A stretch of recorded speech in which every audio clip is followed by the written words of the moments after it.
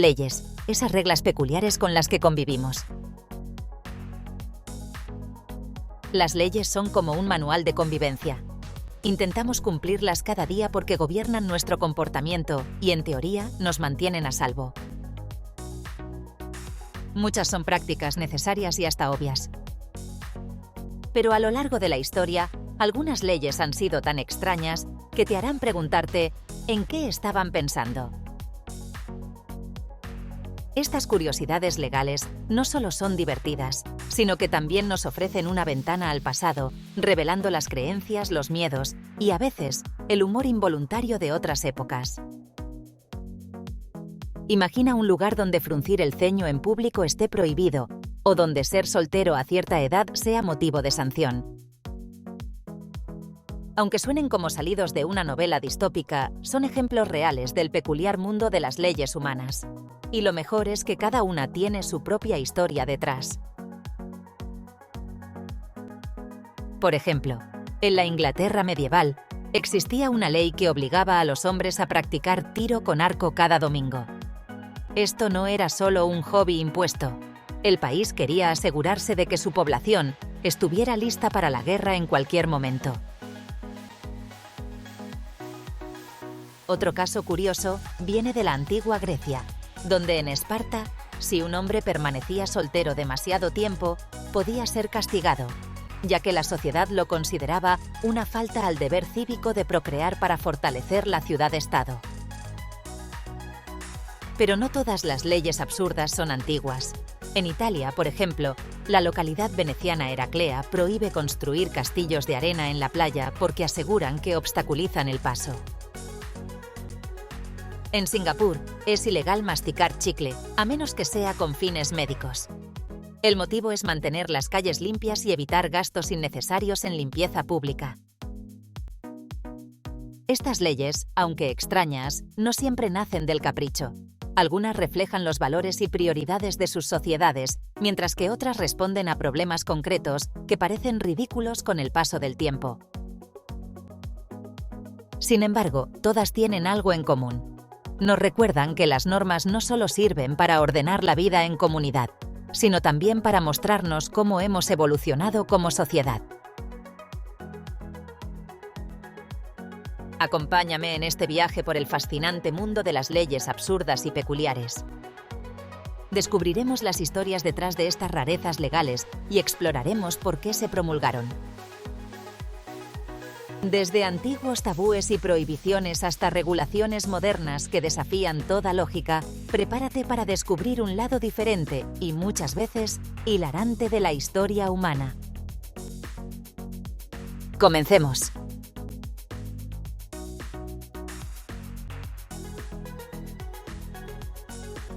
En la oscuridad oculto entre sombras, el misterio se desvela como la luna que aflora, un susurro en el viento, un secreto que se anida, la magia de la noche en cada esquina escondida. Entre ruinas antiguas se oculta la verdad, un suspiro en la noche, un eco en la eternidad. En el silencio nocturno se escucha tu latir, el enigma se despliega, tu alma al fin libre. Un viaje a través del tiempo y las rarezas jurídicas. A modo introductorio, nuestro viaje comienza en las profundidades de la antigüedad, cuando las leyes no solo regulaban la vida diaria, sino que también reflejaban las creencias y obsesiones de sus tiempos. Imagina las antiguas civilizaciones de Grecia, Roma y Egipto. Estas sociedades, con sus complejas estructuras sociales y sistemas de creencias, dieron lugar a algunas de las leyes más peculiares jamás registradas. Viajaremos en el tiempo para descubrir por qué en la antigua Grecia no era raro encontrar leyes que controlaban incluso la moda. Usar una toga púrpura, por ejemplo, estaba reservado exclusivamente a funcionarios de alto rango, ya que este color simbolizaba sobre todo poder y prestigio. Las leyes de vestimenta buscaban reforzar jerarquías sociales y mantener el orden en una sociedad profundamente estratificada. Avanzamos hacia Roma, un imperio famoso por sus extravagancias. Uno de los episodios más curiosos fue protagonizado por el emperador Calígula, quien, según cuentan, nombró cónsul a su caballo Incitatus, aunque en realidad todo quedó en una intención. Aunque muchos ven esta historia como una anécdota cómica, en realidad podría haber sido una forma sarcástica de mostrar su desprecio hacia el Senado. Estos ejemplos resaltan el hecho de que las leyes son a menudo un reflejo de los valores, los miedos y a veces incluso las excentricidades de las personas que las crearon. Pero no todo en la historia de las leyes antiguas se limitaba a la extravagancia. Algunas regulaciones rozaban lo surrealista. En Egipto, las autoridades crearon un sistema legal para los animales. Si un cocodrilo del Nilo atacaba a un humano, se llevaba a cabo una investigación para determinar si el animal había actuado premeditadamente. Avancemos rápidamente a la Edad Media, una época en la que las leyes se mezclaban con la superstición. Uno de los procedimientos legales más inquietantes era el juicio por ordalía o juicio de Dios. En este ritual, la justicia divina se consideraba el juez supremo. El acusado debía someterse a pruebas como caminar descalzo sobre brasas o sumergir la mano en agua hirviendo. Si sobrevivía o sanaba rápidamente, se le consideraba inocente. Otro método peculiar era el juicio por combate, donde las disputas legales se resolvían en duelos. Los litigantes, o sus campeones, luchaban hasta que uno salía victorioso, y su victoria se interpretaba como un signo de favor divino. Esta práctica se aplicaba tanto a los plebeyos como a los nobles, y en algunos casos, incluso las mujeres podían nombrar campeones para luchar en su nombre. Estos métodos pueden parecer bárbaros hoy en día, pero reflejaban una época en la que la justicia y la religión estaban profundamente entrelazadas. Más allá de la brutalidad, estas prácticas nos muestran cómo las sociedades medievales buscaban consuelo en lo divino cuando la razón y la evidencia eran escasas. Conforme avanzamos en el tiempo, queda claro que, aunque las leyes han evolucionado, nunca han dejado de ser un espejo de las peculiaridades humanas. Mantente atento, porque las rarezas jurídicas no se detienen aquí. Aún queda mucho por explorar.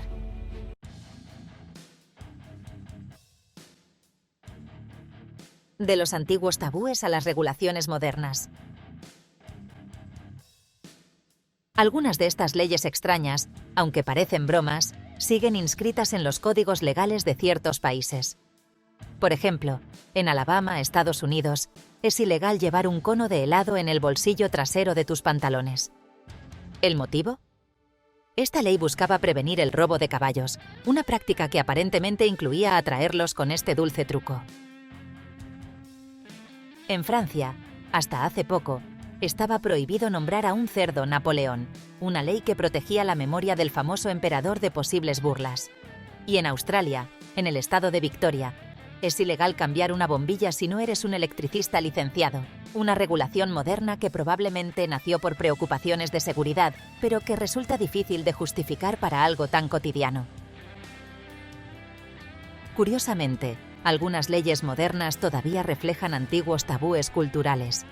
En el estado indio de Karnataka existe una ley que prohíbe hacer pronósticos sobre el clima sin autorización oficial.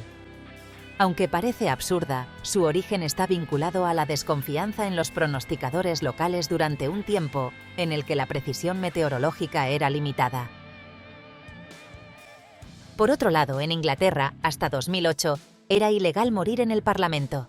Si bien esto suena como una norma absurda, su origen se encuentra en una interpretación técnica. Los edificios del Parlamento son propiedades de la corona, y alguien que muere en ellos podría haber calificado para un costoso funeral de Estado. no podemos ignorar las curiosas prohibiciones relacionadas con el romance. En el Reino Unido, en los años 1900, se estableció una ley que prohibía besarse en las estaciones de tren. ¿La razón? Evitar retrasos en los horarios de los trenes. Estas leyes, aunque aparentemente insignificantes o desfasadas, nos recuerdan cómo las normas y regulaciones pueden permanecer intactas mucho después de que pierdan su utilidad. Más allá de su valor cómico, nos invitan a reflexionar sobre cómo las sociedades evolucionan, manteniendo un pie en el pasado mientras avanzan hacia el futuro. ¿Qué otras sorpresas legales podrían estar escondidas en los libros de leyes de tu país? El viaje por las leyes más insólitas del mundo está lejos de terminar. Este es un viaje al corazón de la historia, contado a través de la lente de sus leyes más peculiares y fascinantes. Profundicemos entonces en algunas de ellas, a través de la historia, de las épocas, de los países y de algunos personajes históricos.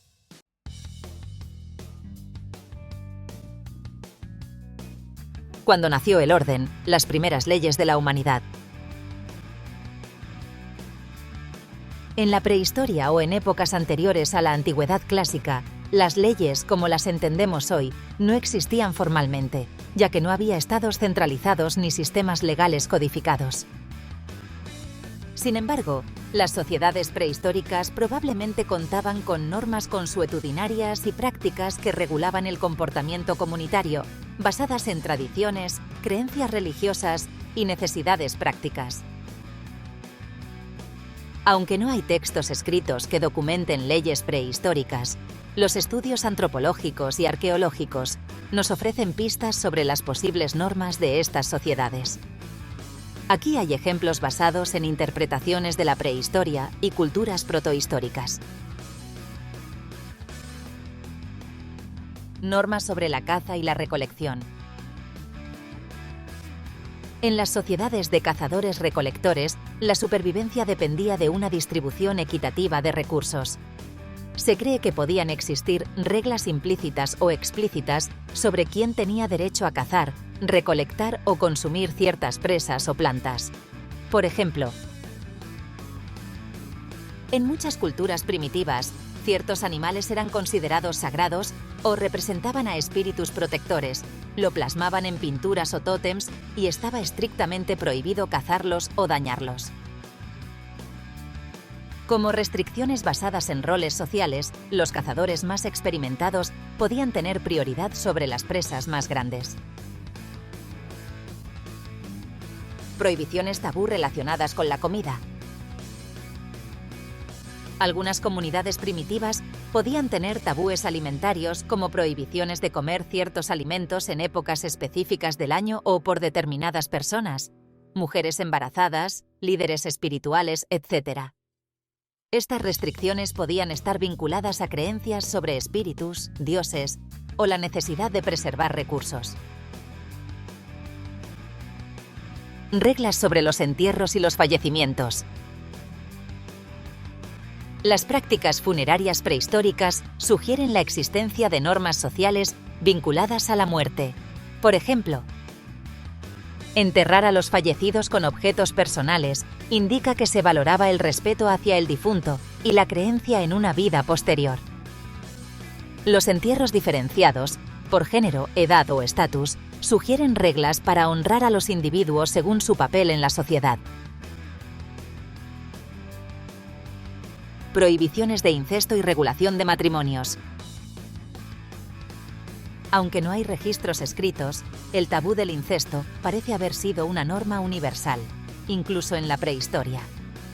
Este tipo de reglas habría surgido como un mecanismo para evitar problemas genéticos y garantizar la cohesión social al establecer alianzas entre clanes.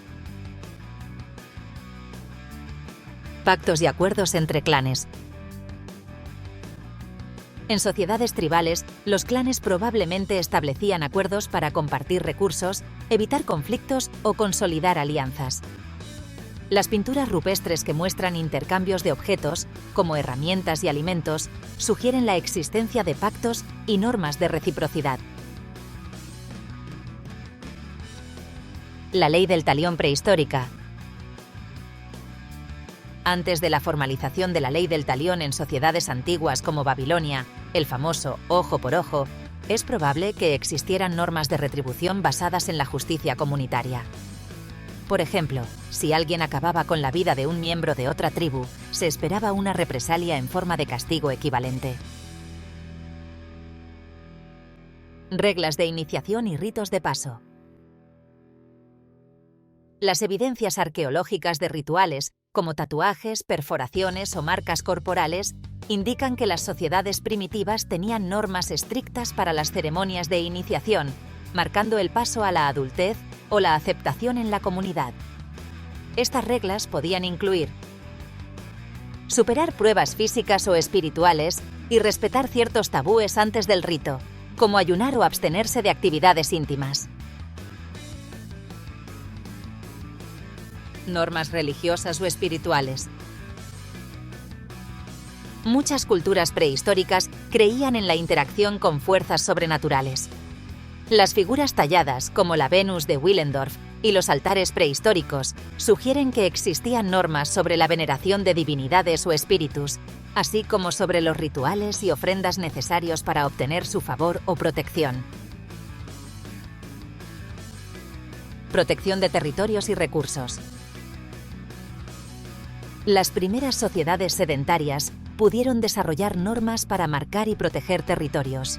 Por ejemplo, tallas o marcas en rocas podrían haber servido para delimitar zonas de caza o áreas de uso exclusivo de un clan. Aunque estas prácticas no califican como leyes en el sentido moderno, eran normas sociales fundamentales para la cohesión y supervivencia de las comunidades prehistóricas. El paso hacia la codificación de leyes escritas se produjo con la aparición de civilizaciones como Mesopotamia y Egipto, donde se desarrollaron sistemas legales más complejos. Tampoco podemos hablar de leyes surrealistas o absurdas, pues estaban basadas sobre todo en la supervivencia, la adquisición de habilidades y la vida en comunidad. Pero a partir de la época antigua, podemos empezar a ver algunas de ellas, o al menos leyes curiosas.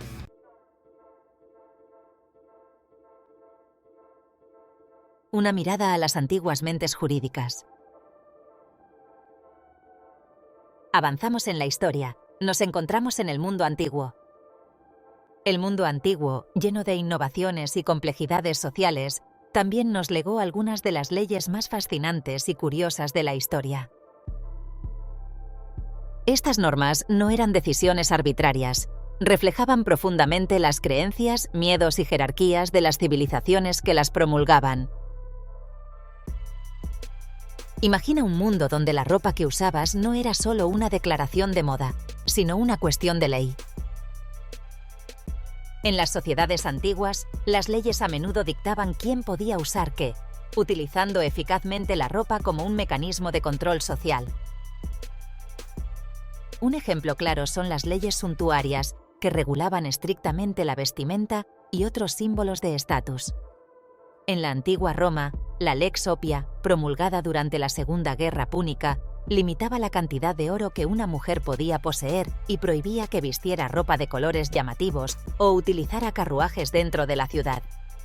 La ley buscaba, en parte, fomentar la austeridad en tiempos de guerra, pero también reforzaba las diferencias de género y clase. En China, durante la dinastía Tang, del 618 al 907 después de Cristo, las leyes suntuarias eran igualmente detalladas. Solo los miembros de la familia imperial podían vestir ciertos tonos de amarillo, mientras que otros colores estaban reservados para funcionarios específicos según su rango. Cualquier infracción podía ser severamente castigada, ya que la vestimenta no solo era un reflejo de la posición social, sino también de la lealtad al orden imperial. El control social en el mundo antiguo también se extendía a las prácticas personales. En Babilonia, bajo el famoso Código de Hammurabi, uno de los primeros conjuntos de leyes escritas, existían normas que hoy nos parecerían inusuales, pero que en su tiempo eran fundamentales para garantizar la justicia. Por ejemplo, si un constructor construía una casa que luego se derrumbaba y mataba al propietario, el castigo era la ejecución del constructor.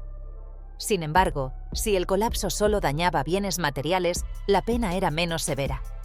Esta ley reflejaba un compromiso temprano con la responsabilidad profesional.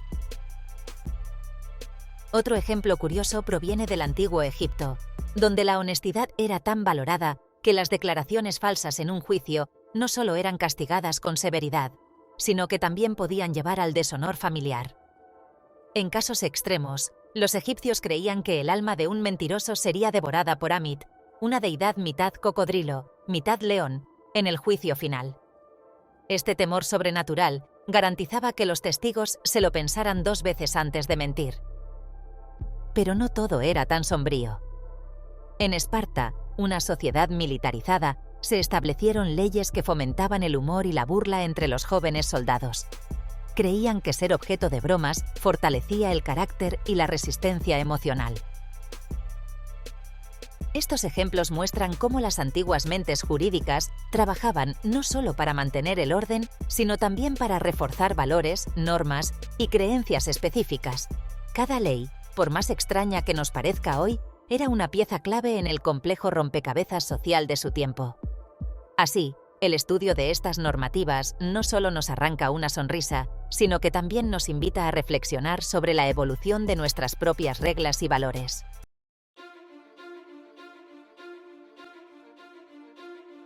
De leyes suntuarias y prohibiciones purpúreas.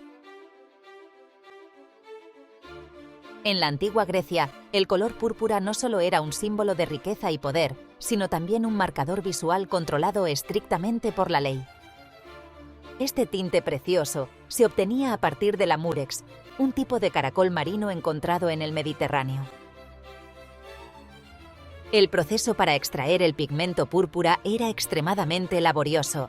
Se necesitaban miles de caracoles para producir apenas unos gramos de tinte, lo que lo convertía en uno de los materiales más caros de la antigüedad. Este púrpura, conocido como púrpura de Tiro, en honor a la ciudad fenicia que dominaba su producción, era tan valioso que se le llamaba oro púrpura.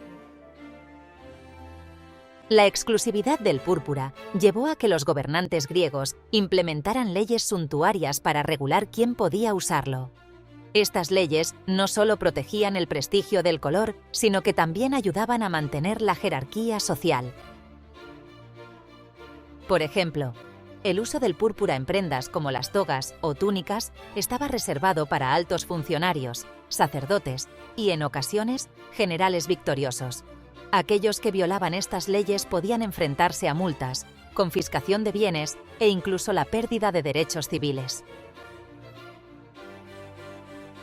Este tipo de regulación no era exclusiva de Grecia.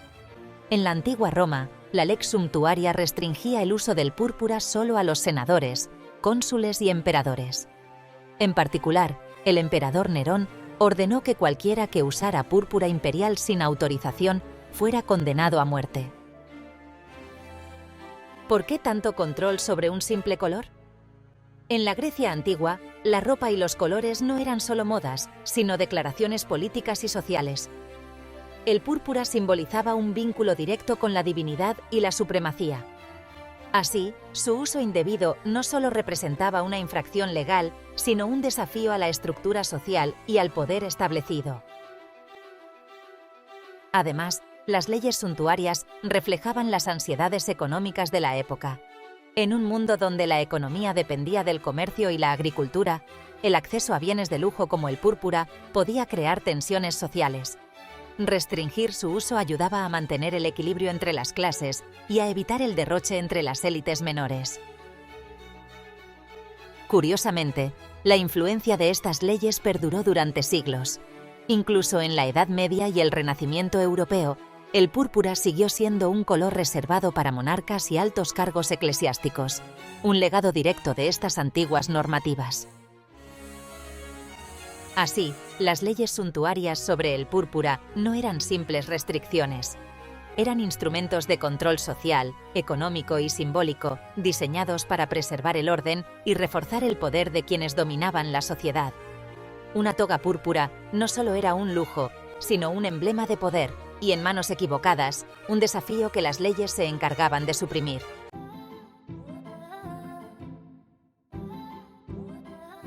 el senador Equino de Calígula. Pocos eventos en la historia de Roma encapsulan mejor la mezcla de extravagancia y locura que definió el reinado del emperador Calígula que la historia de su caballo Incitatus.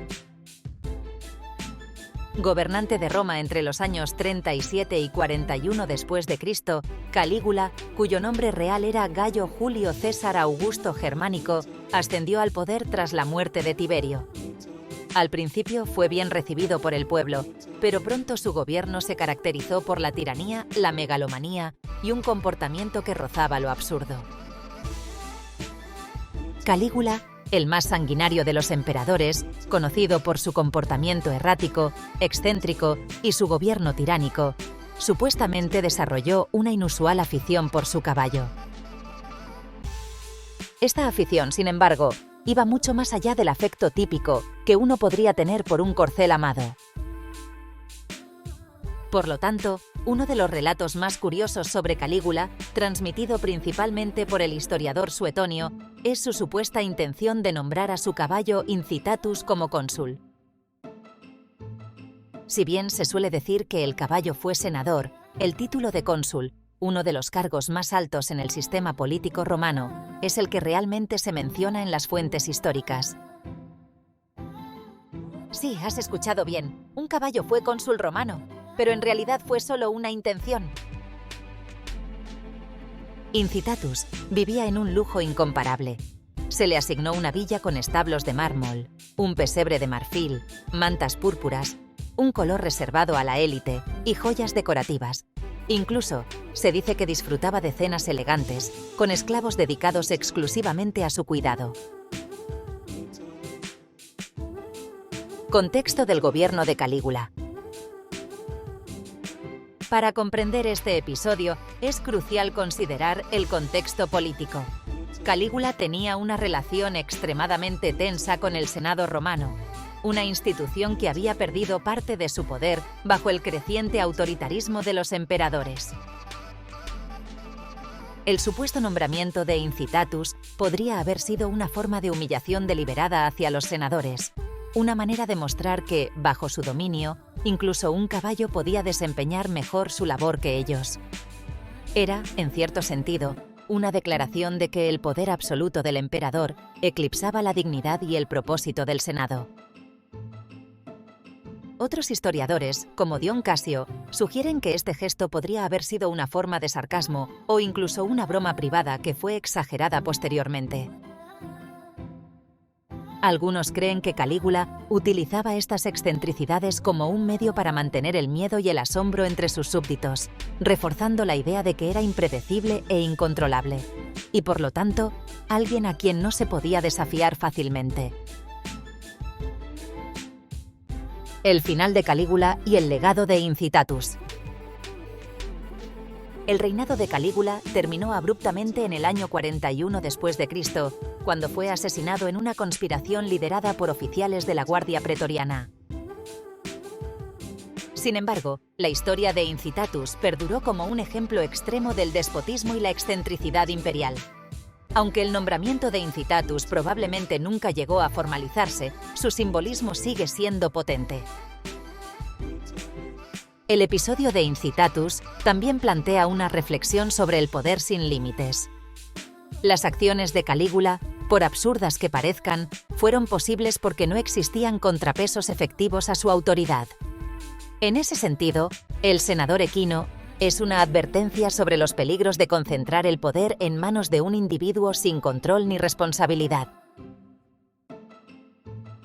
Así, más allá del humor que pueda evocar, la historia de Incitatus nos recuerda cómo las leyes y las instituciones pueden deformarse bajo el peso de la tiranía y el capricho, convirtiéndose en instrumentos de burla y opresión en lugar de justicia y orden. Si Calígula realmente quería elevar a su caballo a tal puesto, o si fue un acto calculado de teatro político, todavía es un tema de debate entre los historiadores. Algunos argumentan que fue una forma en que Calígula humilló al Senado y demostró su poder absoluto. Otros sugieren que podría haber sido una extraña forma de sátira, burlándose de la corrupción y la ineptitud que percibía dentro de la élite romana. Independientemente de sus motivos, el nombramiento equino de Calígula sirve como un poderoso recordatorio de la naturaleza extraña y a menudo impredecible de la legislación a lo largo de la historia.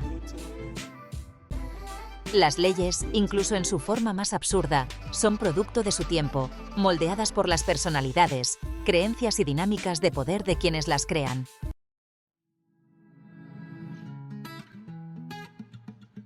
Donde la lógica se encontró con la superstición. La Edad Media fue un período fascinante. Fue una época de profundo fermento intelectual y espiritual, caracterizado por una peculiar coexistencia entre la razón emergente y la lógica de Aristóteles, que convivían con una profunda creencia y fe en lo sobrenatural. Este equilibrio y esta fusión de razón y superstición se abrió paso en los sistemas legales de la época, dando como resultado algunas prácticas verdaderamente extrañas y dio lugar a sistemas legales que hoy en día podrían parecer completamente irracionales, pero que en su contexto tenían una lógica impecable. Imagina un mundo donde la culpabilidad o la inocencia no estaban determinadas por pruebas o testimonios, sino por la capacidad de sobrevivir a un caldero hirviendo o caminar ileso sobre un lecho de brasas. La superstición no era solo un aspecto cultural marginal, estaba profundamente integrada en las prácticas legales y sociales. La creencia en lo paranormal influyó en decisiones que afectaron vidas. Entre las prácticas más asombrosas estaba el juicio por ordalía, un método que ponía la determinación de la culpabilidad o inocencia en manos de Dios. Las pruebas variaban en brutalidad y simbolismo y reflejaban la creencia medieval de que Dios intervendría para proteger al inocente. Si bien puede parecer algo sacado de una novela de fantasía, el juicio por ordalía era un procedimiento legal serio, que a menudo se usaba en casos en los que las pruebas eran escasas o contradictorias. Era visto como una forma de apelar a un poder superior, dejar que Dios mismo determinara la verdad. Por supuesto, el resultado a menudo tenía más que ver con la suerte, la tolerancia al dolor y el ingenio del acusado que con la intervención divina. Estas pruebas no solo reflejaban una fe inquebrantable en la intervención divina, sino también una visión profundamente simbólica del mundo natural como instrumento de la justicia de Dios. La caza de brujas y los juicios por brujería. Otro ejemplo de la influencia de lo sobrenatural fue la caza de brujas, que alcanzó su punto álgido entre los siglos XV y XVII. Los acusados de brujería a menudo eran sometidos a pruebas que parecían diseñadas para garantizar su condena. Por ejemplo, se creía que las brujas no podían derramar lágrimas auténticas, y muchas de las torturas se enfocaban en probar su humanidad mediante su resistencia al dolor. El martillo de las brujas, cuyo título original es Malleus Maleficarum, es un manual publicado en 1487 por los inquisidores Heinrich Kramer y Jacob Sprenger, codificaba estas pruebas. Mezclaba superstición con procedimientos legales, proporcionando un marco que justificaba la persecución de miles de personas, en su mayoría mujeres. Para aquellos que buscaban resolver sus disputas de manera más física, existía el juicio por combate. Popularizado en la Alta Edad Media, este método permitía a dos partes enfrentarse en un duelo formal, confiando en que Dios, una vez más como juez divino y final, otorgaría la victoria al inocente o al justo. El combate no era siempre letal, aunque las consecuencias para el perdedor, en términos de honor y reputación, podían ser devastadoras. Este sistema se utilizaba no solo para disputas personales, sino también para cuestiones legales más amplias, como conflictos territoriales o desacuerdos sobre herencias. Superstición como control social. Estas prácticas no solo reflejaban una falta de pruebas empíricas o métodos científicos, sino también un sistema en el que la superstición y el temor a lo desconocido servían para mantener el orden social. Al implicar a Dios o a lo sobrenatural en la administración de justicia, las autoridades medievales reforzaban la idea de que el cosmos mismo apoyaba las estructuras de poder existentes. En última instancia, la Edad Media fue un tiempo en que lo sobrenatural permeaba todos los aspectos de la vida, y las leyes no eran una excepción. Los juicios por ordalía y combate no solo nos hablan de supersticiones arcaicas, sino también de un profundo deseo humano de encontrar justicia, incluso en las formas más extraordinarias.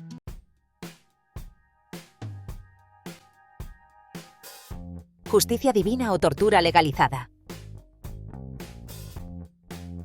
El juicio por ordalía adoptó muchas formas, cada una más extraña y brutal que la anterior. El juicio por ordalía, pues, fue una práctica legal que, desde nuestra perspectiva moderna, podría describirse como un inquietante cruce entre un ritual religioso y una tortura sancionada por el Estado. En la Edad Media, estas pruebas eran vistas como una forma legítima de obtener justicia cuando las pruebas materiales o los testimonios no eran concluyentes. Sin embargo, detrás de su apariencia divina y ceremonial, se escondía un sistema profundamente falible y vulnerable a la corrupción. Profundicemos más en las diferentes técnicas que se utilizaban en el juicio por ordalía. La ordalía del agua caliente, una inmersión en la crueldad. Entre las diversas ordalías, la del agua caliente era una de las más temidas. El acusado debía introducir su mano en un caldero de agua hirviendo para extraer un objeto, a menudo una piedra. La condición de la mano tras el procedimiento era evaluada días después por un clérigo. Si las quemaduras mostraban signos de sanación rápida sin infección, se declaraba la inocencia del acusado. De lo contrario, se le consideraba culpable. En la práctica, este método tenía fallos evidentes. Los tiempos de exposición, la temperatura del agua e incluso la forma de curar las heridas podían ser manipulados. Además, la sanación dependía de factores como la higiene y el tratamiento de las quemaduras, elementos poco comprendidos en la época. La ordalía del hierro candente, una caminata mortal. Otro método común era la ordalía del hierro candente. Aquí, el acusado debía sostener o caminar una distancia determinada portando un trozo de hierro al rojo vivo. Al igual que con la ordalía del agua, la sanación de las heridas se interpretaba como un signo divino. Este tipo de prueba era particularmente común en casos de robo o traición. La subjetividad del proceso lo hacía especialmente peligroso. La distancia que debía recorrerse, el tamaño del hierro y la temperatura exacta eran variables que podían ser manipuladas. No es de extrañar que en muchas ocasiones el resultado del juicio estuviera predeterminado, dependiendo de los intereses de los jueces o del clero. La ordalía del agua fría. Usada frecuentemente en casos de herejía o brujería, donde se lanzaba al acusado o acusada al agua. Si flotaba, era culpable, ya que el agua pura habría rechazado su presencia, pues se decía que las brujas pesaban muy poco y flotaban. Si se hundía, era inocente, aunque a menudo ya era demasiado tarde para celebrarlo.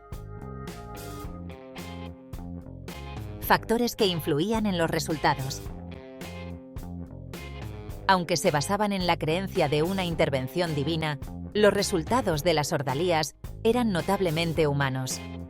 Las variables físicas, como la resistencia del acusado al dolor o la precisión con la que se realizaba la prueba, influían directamente en el resultado.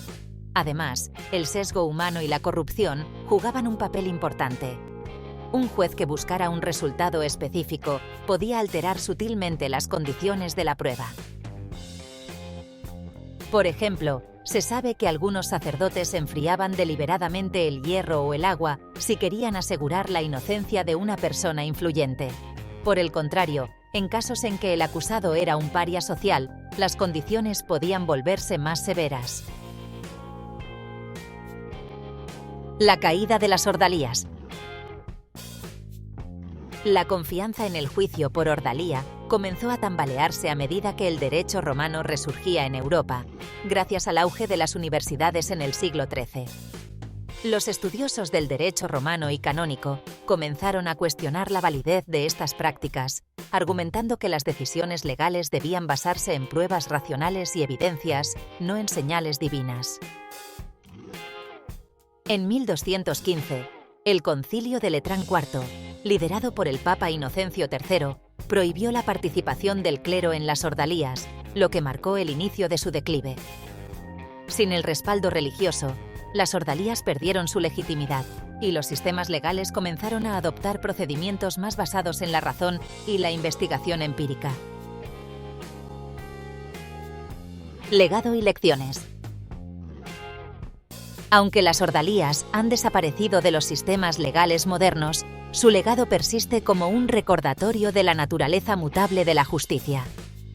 Estas prácticas nos muestran cómo las creencias culturales y religiosas pueden moldear las leyes, a menudo en formas que parecen incomprensibles siglos después. También destacan los peligros de un sistema judicial en el que el poder y la superstición superan a la evidencia y la equidad. Hoy en día, cuando hablamos de justicia, la historia de las ordalías nos invita a reflexionar sobre los avances logrados y la importancia de defender sistemas legales basados en la racionalidad y los derechos humanos. No es difícil imaginar cómo se podían manipular estas ordalías. Un funcionario corrupto podría asegurar fácilmente un veredicto de culpabilidad usando un caldero más frío o una distancia más corta para llevar el hierro. Por el contrario, alguien declarado inocente aún podría llevar las cicatrices de su ordalía de por vida, un recordatorio constante de la naturaleza arbitraria y a menudo cruel de la justicia medieval.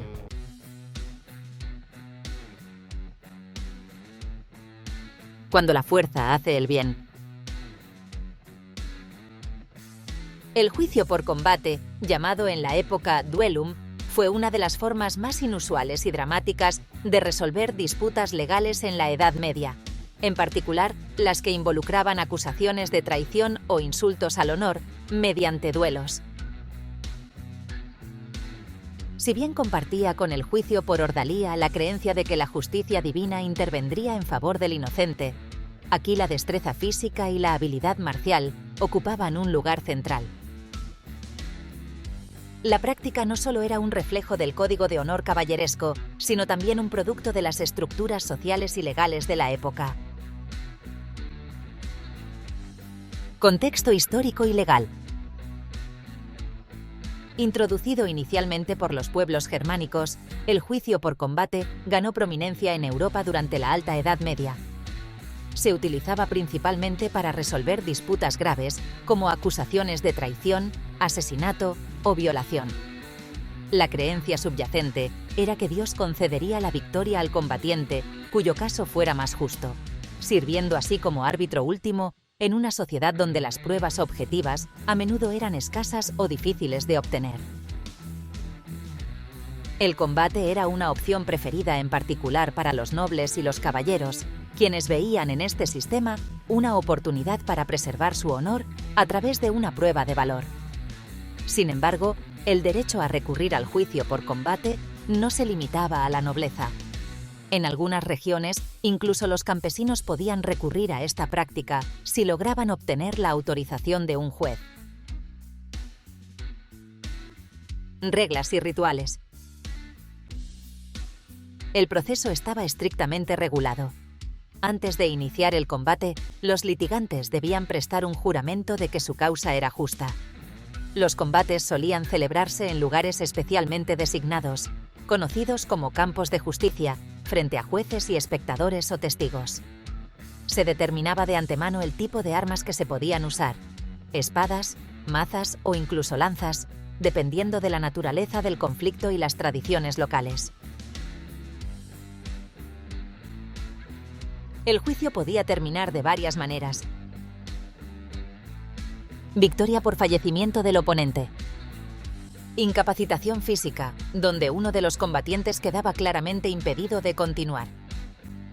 Rendición, aunque esta era a menudo vista como una admisión de culpa y podía llevar a severos castigos legales. Abusos y desigualdades. Como en cualquier sistema legal, el juicio por combate no estaba exento de abusos. En algunos casos, los nobles adinerados contrataban a campeones profesionales, luchadores entrenados que reemplazaban al litigante en el campo de batalla. Esto desequilibraba enormemente el proceso, permitiendo que la justicia fuera comprada en lugar de ganada. Un ejemplo famoso es el caso de Jean de Carrouges y Jacques Legris en la Francia de 1386, uno de los últimos juicios por combate sancionados oficialmente en Francia. Carrouges acusó a Legris de abusar su esposa, Marguerite, y cuando las pruebas no lograron determinar la verdad, se ordenó el duelo. Carrouges salió victorioso, consolidando la inocencia de su esposa y su propia honra, aunque el evento sigue siendo debatido por los historiadores. El declive del juicio por combate. A medida que las monarquías centralizadas comenzaron a consolidar el poder en Europa, el juicio por combate fue cayendo en desuso. Los reyes y sus consejeros legales promovieron procedimientos más basados en la prueba documental, el testimonio de testigos y la investigación racional. En Inglaterra, el juicio por combate se mantuvo técnicamente como una opción legal hasta el siglo XIX. Un caso notable ocurrió en 1817, cuando un hombre llamado Abraham Thornton fue acusado de homicidio. Al no poder ser condenado por falta de pruebas concluyentes, Thornton desafió al hermano de la víctima a un juicio por combate. El desafío fue aceptado, pero el caso se resolvió antes de que el combate tuviera lugar. Este episodio llevó finalmente a la abolición formal del juicio por combate en 1819. Aunque el juicio por combate puede parecer un vestigio primitivo, bárbaro y brutal, ofrece una visión única de la mentalidad medieval, donde la justicia no solo era un asunto de ley, sino también de honor y fe. La práctica encarna un período en el que la línea entre la fuerza física y la legitimidad legal era tenue, recordándonos que incluso los sistemas de justicia más ritualizados son productos de su tiempo y contexto cultural.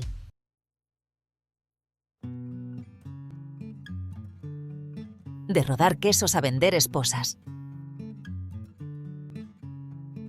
La vida medieval, con sus estrictas jerarquías y profundas divisiones sociales, no estaba exenta de momentos de peculiaridad y hasta humor involuntario. Estuvo llena de un tapiz de curiosas costumbres y leyes locales que ofrecían una visión de los ritmos y creencias cotidianos de la época. Algunas de sus costumbres y prácticas legales, aunque a menudo vistas como extrañas hoy en día, fueron respuestas pragmáticas a las necesidades de la época. Desde competencias festivas hasta métodos no oficiales de divorcio, estas tradiciones arrojan luz sobre cómo las comunidades medievales buscaban sentido y orden en su día a día. El Festival del Queso Rodante. Aunque la práctica más conocida actualmente es el Festival del Queso Rodante de Cooper's Hill, en Gloucestershire, Inglaterra, sus orígenes pueden remontarse a celebraciones similares en tiempos medievales. Este evento, en el que los participantes persiguen una rueda de queso cuesta abajo, puede parecer un simple entretenimiento, pero tiene raíces más profundas. En sus inicios, estas competiciones estaban asociadas con rituales agrícolas o festividades paganas para asegurar buenas cosechas, honrar a los dioses locales o simplemente fortalecer el espíritu comunitario. El evento actual, celebrado anualmente, conserva mucho de la emoción del pasado, aunque con medidas de seguridad modernas debido a los numerosos accidentes. A pesar de ello, sigue siendo un ejemplo de cómo las tradiciones aparentemente frívolas pueden persistir a lo largo de los siglos, evolucionando y adaptándose a los tiempos. La venta de esposas, un divorcio no oficial. Una de las costumbres más sorprendentes de la Inglaterra moderna temprana, aunque con raíces más antiguas, fue la venta de esposas. Esta práctica, aunque técnicamente ilegal, era un fenómeno aceptado socialmente y se llevaba a cabo en mercados públicos, donde el esposo conducía a su esposa con un cabestro, subastándola al mejor postor. La esposa, generalmente con su consentimiento, era conducida por un cabestro y subastada. Lejos de ser un acto unilateral, muchas veces la esposa consentía en la transacción, viéndola como una forma de liberarse de un matrimonio no deseado o de entrar en una unión más ventajosa. En un mundo donde el divorcio formal era costoso y difícil de obtener, especialmente para las clases bajas, este ritual ofrecía una solución práctica para ambas partes. La venta se consideraba completada cuando se acordaba un precio, generalmente simbólico, y el nuevo esposo asumía las responsabilidades legales y sociales. Este acto público también servía para evitar rumores o malentendidos, ya que la comunidad presenciaba y, de cierta forma, legitimaba el acuerdo. El carácter público de la venta, a menudo acompañado de festividades, sirvió para legitimar la transacción dentro de la comunidad, transfiriendo efectivamente las obligaciones domésticas y sociales de la esposa a su nuevo marido. Casos notables de venta de esposas. Uno de los casos más documentados ocurrió en 1832, cuando Joseph Thomson vendió a su esposa Mary Ann por un chelín en el mercado de Carlisle. Curiosamente, Mary Ann se fue felizmente con su nuevo esposo, Henry Mears, lo que subraya el aspecto práctico y consensuado de muchas de estas ventas. Aunque la práctica persistió en ciertas regiones hasta el siglo XIX, fue disminuyendo con el avance de las reformas legales que facilitaron el divorcio formal. Un reflejo de las necesidades sociales. Ambas tradiciones, aunque muy diferentes en naturaleza, ilustran cómo las comunidades medievales y premodernas ajustaban sus costumbres y normas para abordar problemas cotidianos. El Festival del Queso Rodante y la venta de esposas destacan la capacidad humana para encontrar soluciones creativas y a menudo peculiares dentro de las limitaciones sociales y legales de su tiempo. Si bien hoy estas prácticas pueden parecer absurdas o chocantes, sirven como recordatorios de que las leyes y tradiciones son, en última instancia, productos de su contexto histórico, adaptadas a las realidades de la vida diaria de las personas. En un mundo donde la ley a menudo era inaccesible o impráctica para muchos, estas costumbres ofrecían salidas alternativas, reflejando tanto la resiliencia como el ingenio humano frente a la adversidad.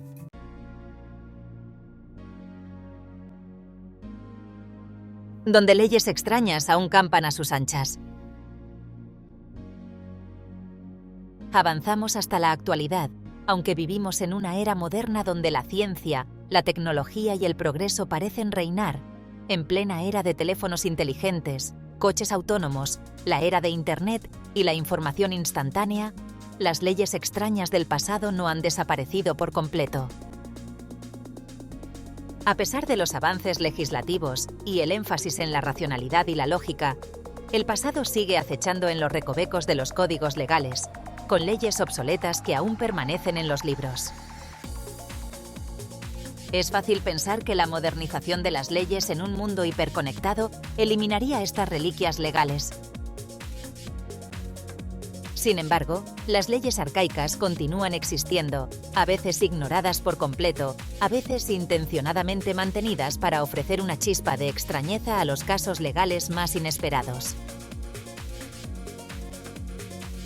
Veamos algunos ejemplos de leyes absurdas que persisten.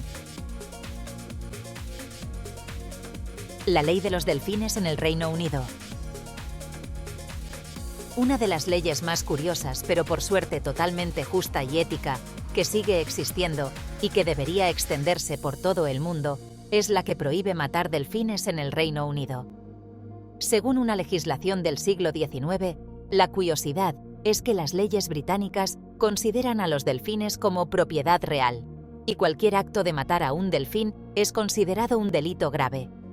Aunque este estatuto nunca se aplica en la práctica, todavía se encuentra en los libros y refleja una visión antigua de la naturaleza, asociada con la protección de la fauna marina. Prohibición de caminar hacia atrás en Francia.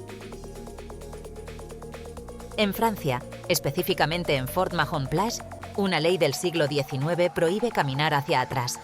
si bien parece una regla absurda, refleja el deseo de orden en una sociedad que buscaba controlar hasta los aspectos más pequeños de la vida diaria. Esta ley probablemente fue diseñada para evitar accidentes o simplemente para dar una sensación de estructura. Sin embargo, sigue existiendo, aunque no se aplica con regularidad. El perro como ciudadano en Nueva York. En Nueva York, existe una ley que prohíbe a los perros hacer sus necesidades en las aceras de ciertas calles. Este tipo de normativas surgieron a raíz de preocupaciones de salud pública, pero lo más curioso es que algunas de estas leyes reconocen a los perros casi como ciudadanos de pleno derecho, con restricciones explícitas sobre su comportamiento en espacios públicos. Aunque rara vez se impone, esta ley tiene raíces históricas que muestran el estricto control social de las ciudades más grandes en épocas pasadas. La ley del beso en Ohio, Estados Unidos. En Ohio existe una ley que prohíbe a las parejas besarse en público los domingos. Esta ley refleja una época mucho más conservadora y religiosa, cuando los comportamientos inmorales eran regulados fuertemente por el Estado. A pesar de que esta ley ya no se aplica, sigue figurando en los registros legales, lo que es un recordatorio de cómo las leyes reflejan las normas sociales de las épocas en que fueron creadas. No se puede picar a los caballos en Michigan. En Michigan, aún figura en los códigos legales una ley que prohíbe a las personas picar a los caballos. Esta regla, que tiene sus orígenes en una época en la que los caballos eran esenciales para el transporte, parece ser una medida de protección hacia los animales. Aunque puede parecer inofensiva, subraya la importancia que se le daba a los caballos en la economía y vida diaria de la época. Las raíces de estas leyes obsoletas. Muchos de estos ejemplos de leyes obsoletas provienen de tiempos medievales, renacentistas o victorianos, cuando las normas sociales y los valores eran muy diferentes de los actuales. La ley, en esos días, no solo regulaba el comportamiento, sino que también reflejaba el poder y la moral de la clase dirigente. Algunas de estas leyes surgieron de un deseo de controlar el comportamiento individual, como las restricciones a los besos o las leyes sobre los caballos, mientras que otras, como las leyes de protección animal, eran indicativos de una conexión profunda con los elementos naturales o una necesidad de establecer jerarquías sobre los recursos. La evolución y la permanencia de las leyes. A pesar de que muchas de estas leyes ya no se aplican, algunas permanecen debido a la complejidad de su derogación o la falta de acción en las legislaturas. El proceso de cambiar o derogar leyes puede ser largo y engorroso, y en muchos casos no se considera una prioridad. Algunas leyes se mantienen en los libros por pura inercia, y otras simplemente porque no han sido objetivo de reformas legislativas. ¿Por qué persisten? Uno de los motivos por los que estas leyes extrañas siguen vigentes es que la ley es un reflejo de la evolución de una sociedad. Con el paso del tiempo, algunas leyes simplemente caen en desuso, mientras que otras se mantienen porque, a pesar de su antigüedad, siguen siendo técnicamente válidas. Además, algunos gobiernos optan por mantener ciertas leyes obsoletas en los libros por razones de simplicidad administrativa o porque no hay una demanda social suficiente para eliminarlas. Reflexión sobre la necesidad de reformas legales. A pesar de su naturaleza extraña, las leyes obsoletas pueden servir como un recordatorio de que la legislación es una entidad viva que debe adaptarse constantemente a los tiempos. La presencia de leyes obsoletas nos muestra la importancia de realizar reformas legales regulares para asegurarse de que las normativas sean pertinentes, equitativas y reflejen las necesidades de la sociedad contemporánea. En un mundo que avanza rápidamente, donde la tecnología y la moral cambian con velocidad, la revisión de las leyes debería ser una prioridad para evitar que las reliquias medievales sigan saliendo a la luz en el momento más inesperado. Este contraste entre el mundo moderno y las leyes obsoletas ofrece una mirada fascinante al desarrollo de la sociedad humana. El pasado, por más que intentemos dejarlo atrás, sigue influyendo en nuestras vidas hoy en día.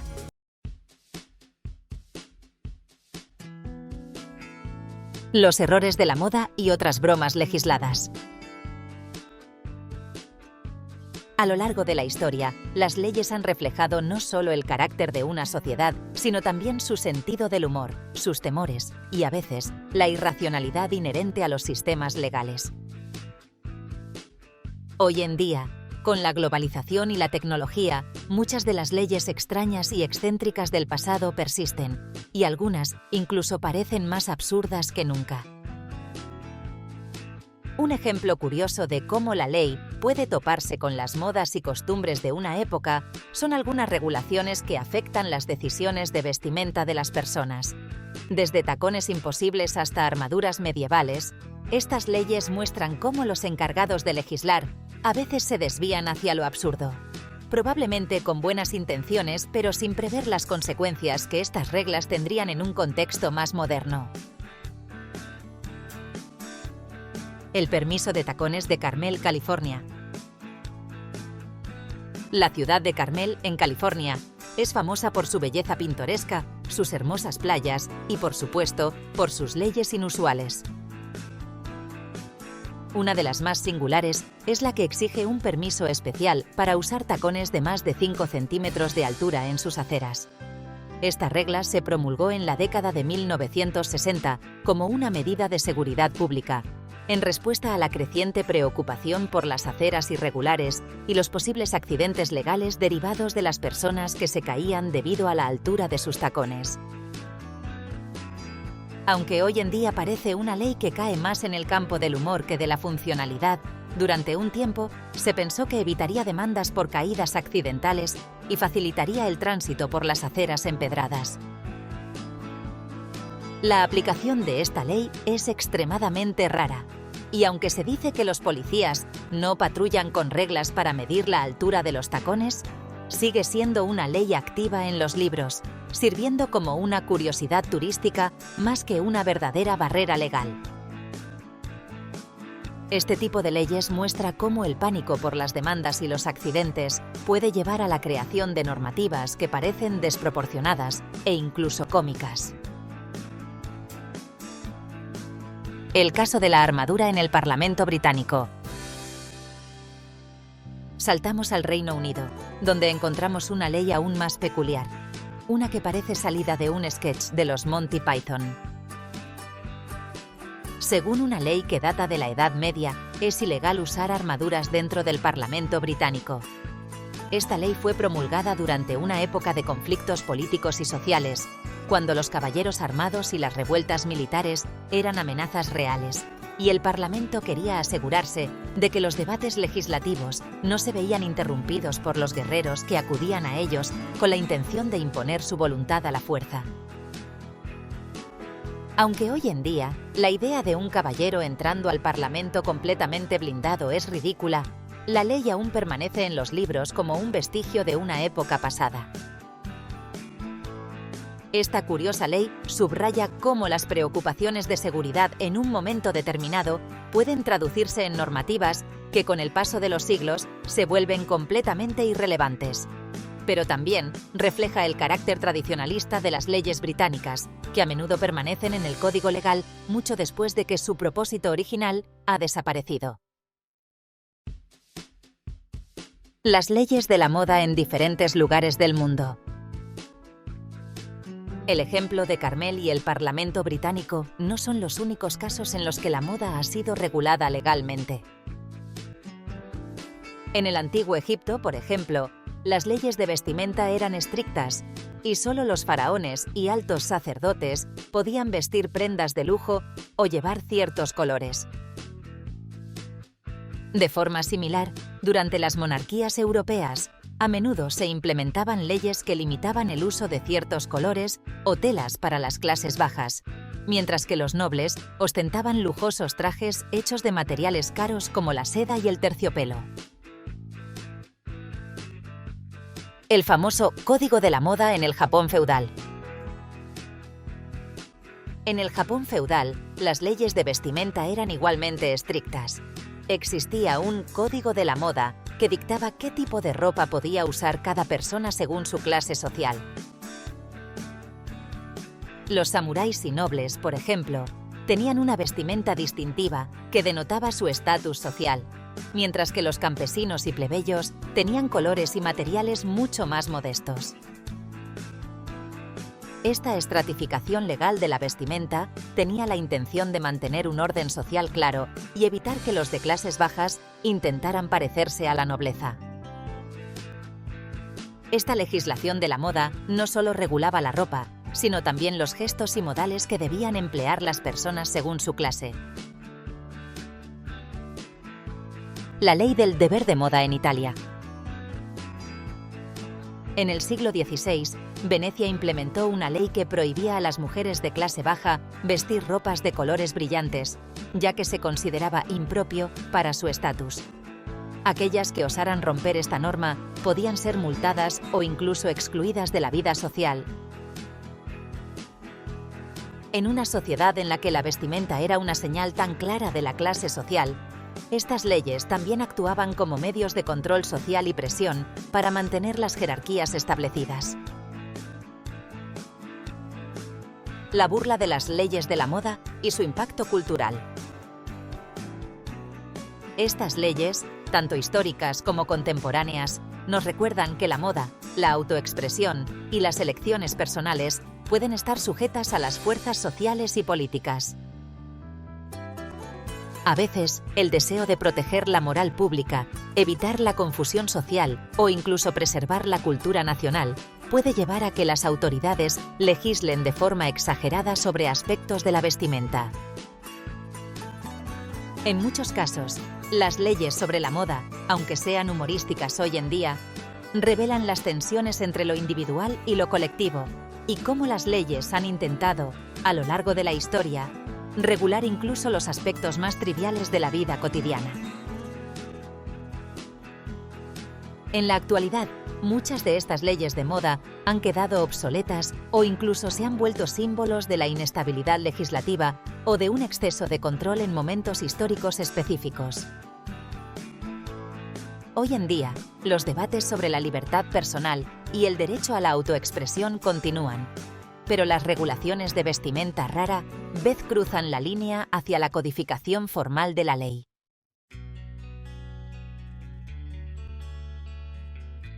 Ordenanzas obsoletas y fantasmas de leyes pasadas. Yendo más allá del ámbito de la moda, nos encontramos con una plétora de ordenanzas obsoletas que parecen desafiar la lógica y el sentido común. A lo largo de la historia, las leyes han sido testigos de las necesidades y valores de las sociedades que las crean.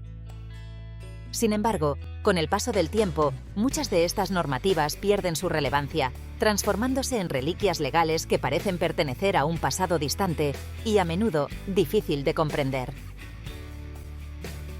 Las ordenanzas obsoletas, algunas de las cuales todavía persisten en los libros legales de diversas partes del mundo, pueden parecer cómicas o desconcertantes, pero en muchos casos reflejan miedos, prejuicios y preocupaciones de épocas pasadas, mientras subrayan la necesidad de una revisión constante del sistema legal.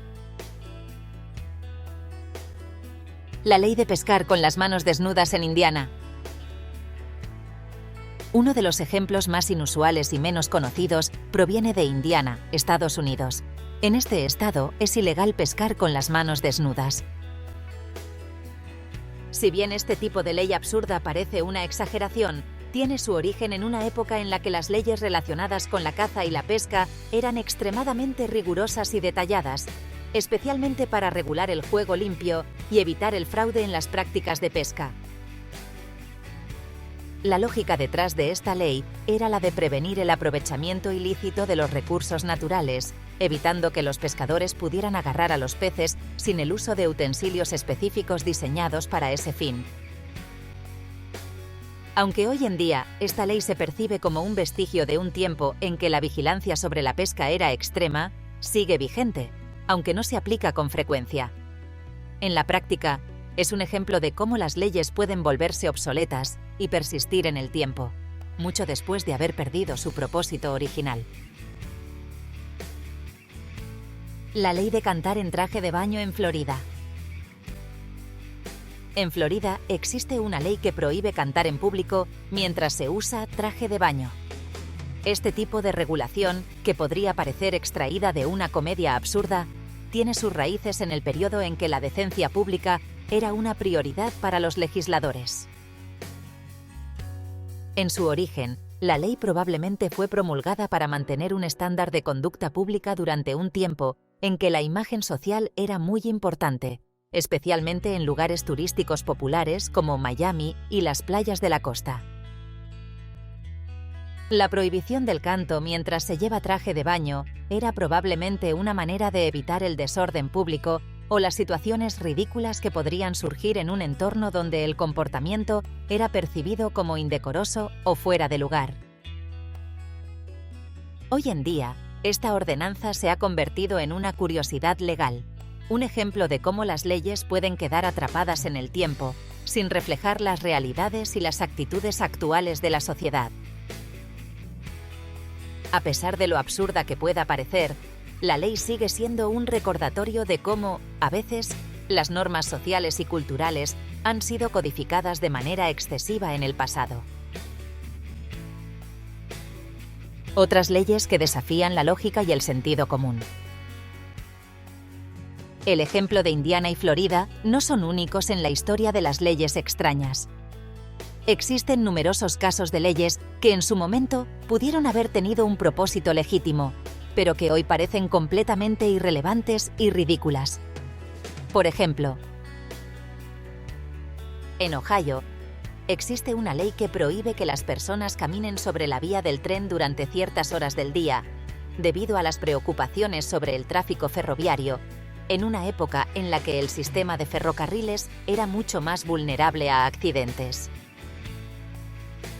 La razón por la cual algunas de estas leyes permanecen activas a pesar de su obsolescencia radica en la resistencia al cambio y la inercia institucional. A veces, estas leyes se mantienen porque se olvidan o porque no se perciben como urgentes para ser reformadas, a pesar de ser completamente irrelevantes para la sociedad moderna. Además, las leyes obsoletas pueden tener implicaciones inesperadas. Por ejemplo, en ciertos casos, la existencia de leyes arcaicas puede ser utilizada por abogados como una estrategia legal en casos poco comunes, argumentando que ciertas leyes técnicamente aún están vigentes, lo que puede dar lugar a confusión jurídica. Las reformas legales continúan siendo un campo en el que la sociedad moderna aún debe profundizar, asegurándose de que las leyes sigan siendo pertinentes y justas en lugar de convertirse en barreras para la evolución social.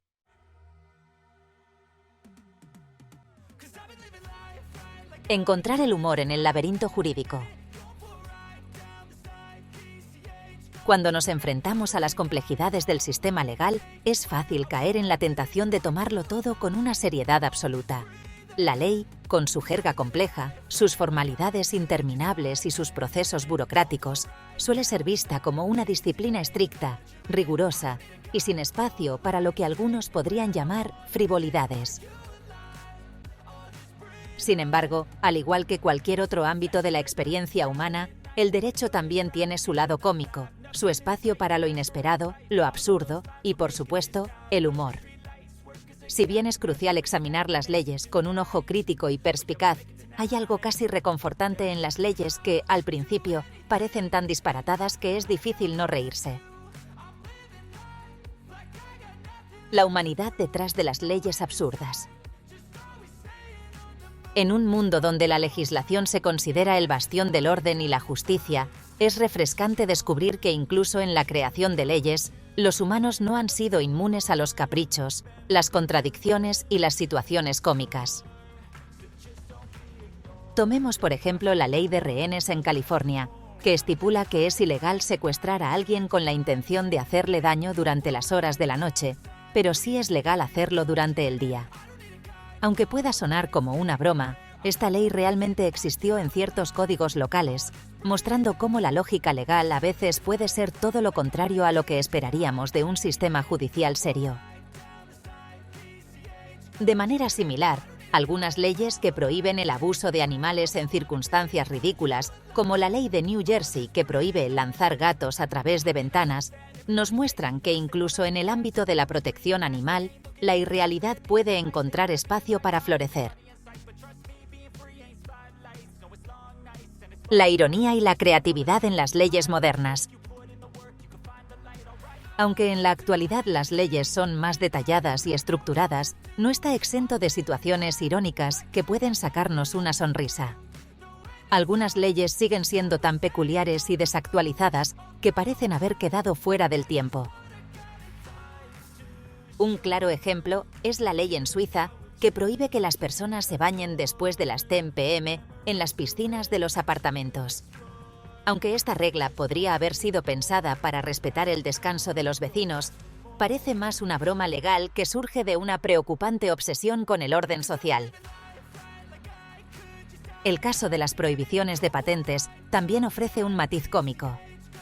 A lo largo de la historia, algunas invenciones que hoy consideramos esenciales, como las almohadas inflables o incluso los picnic baskets en ciertas ciudades, fueron una vez ilegales por considerarse peligrosas o imprácticas en su época.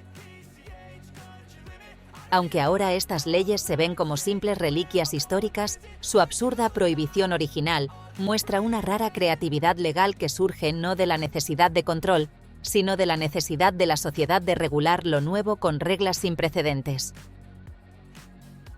Las leyes sobre inteligencia artificial, privacidad digital o censura de redes sociales ya están generando debates que, de no ser por los toques de humor que surgen de las contradicciones que plantean, podrían ser abrumadores. La ley necesita innovación, pero también necesita un enfoque fresco que, de vez en cuando, pueda ver el absurdo como una forma de hacer que el cambio sea más accesible y comprensible.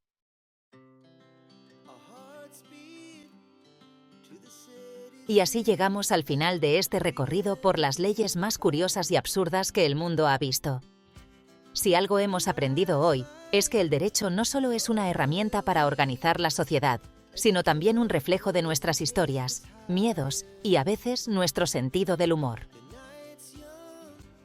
En un mundo donde las normas evolucionan constantemente, estas leyes nos recuerdan que incluso en los asuntos más serios, hay espacio para la risa y la reflexión. Porque, después de todo, ¿qué sería de la humanidad sin un toque de lo absurdo? Si te gustó este viaje al corazón de las rarezas legales, no olvides darle like, suscribirte, compartir, comentar y activar la campanita para más contenido como este. Ayúdame a mantener vivo este canal si quieres seguir conociendo hechos como estos. Nos vemos en el próximo vídeo, donde seguiremos explorando lo insólito y fascinante. ¡Hasta pronto!